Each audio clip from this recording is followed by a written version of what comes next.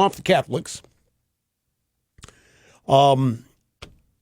It just I don't know how much more brazen does this guy have to be. Does this help put in context? I hope he fails. Does this? That was so needlessly controversial back on January 16th of 2009 when I said, I hope he fails. The controversy attaching to that was so unnecessary. Bobby Jindal has an op-ed piece. I don't have it in front of me. It's in the stack. I don't know where it ran. But he was in Wisconsin.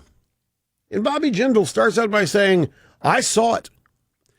I was a witness at the scene of the crime. And his observation after being in Wisconsin for a while to help Scott Walker was that the Democrat Party has been taken over by the radical left. Now, you know that I love Bobby Jindal. And you know that I once suggested Bobby Jindal as a legitimate heir of Ronaldus Magnus. My contention is we all should have known this back in 2007 when Pelosi and Hoyer and the rest of the crowd, Barney Frank, took over Congress. It's been obvious that the Democrat Party's been taken over by the radical left for 5 years, and it was building before that. Now, I'm happy when anybody finally sees it and comes to the conclusion, but folks, and I'm not patting myself on the back, please don't misunderstand me. I'm frustrated.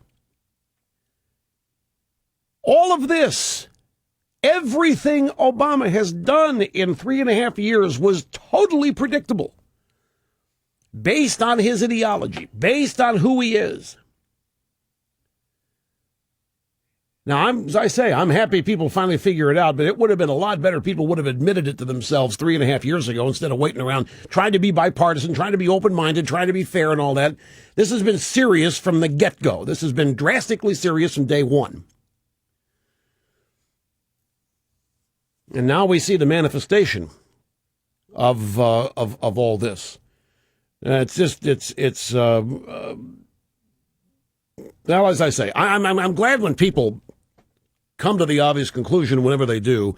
It's just frustrating. It's been out there for everybody to see that this is where we headed, and this is where we have been headed, and this is who the guy is. Do I think it'll work? Snurdly wants to know if I think it'll... You mean help his re-election effort?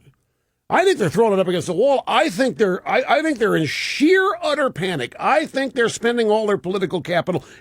Obama the other day said nobody's paying attention. Now, people don't pay attention to the conventions to get into the fall. Everybody's paying attention, and this move of his damn well proves it. He wants everybody to know it. Folks, yeah, I call me naive and call me old-fashioned. I don't think it's going to work. I don't think we're outnumbered yet. And a lot of people, my friends even, disagree with me profoundly about that. It's the same coalitions they've always had. They've always had the Hispanics. They've always had the blacks. The reason he's doing that's because he's losing them. It's panic time. What do you mean? You think this is going to add more unless these people are allowed to vote? And don't discount it. Catch, release, vote. I know it's my own term, but I told you I'm surrounded by negativism, and I fight it. I can't tell you a number of people in my circle who think it's all over, and I don't. It'd be really great for ratings if I did think it was over. People that sell subscriptions like Wall Street newsletters will tell you a crisis story, the end of the world, will ramp up subscriptions. Now, keep that in mind next time you see some Wall Street analyst touting the end of the world. It's a technique. It's human nature. It works. But by the same token, I can say, folks, I think it's over. It's weird. I don't know. And it might draw even more audience, but I don't think it. I think they're flailing. And for some reason, I remembered last night David Brooks. David Brooks, one of the smart people. One of genuinely true smart people. One of the movers and shakers inside the Beltway. David Brooks, I remember distinctly an image. We were sitting on his couches, and I was looking at his pants leg and his perfectly creased pant, Brooks says. And I'm thinking, A, he's going to be president, and B, he's going to be a very good president. That might be the best argument ever advanced to illustrate utter vapidness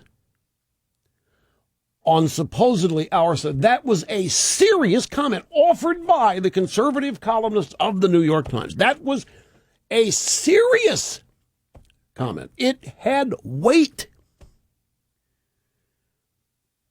And it turns out that may have been the best argument for supporting the guy. Forget the fact he was a community organizer. Forget he was a member of the Socialist New Party.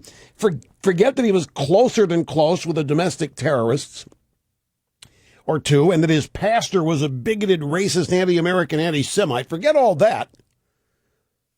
Those were certainly tempting reasons to turn the U.S. executive branch over to a Marxist, right? No, we couldn't do that. We don't. His pants are perfectly creased. This is a man we can count on. David Brooks actually said it. I was thinking about it last night. Why wasn't that controversial, or why wasn't that laughed out of the room? The crease in a young radical's pants. I looked up some more David Brooks after Obama's speech yesterday. I don't know why.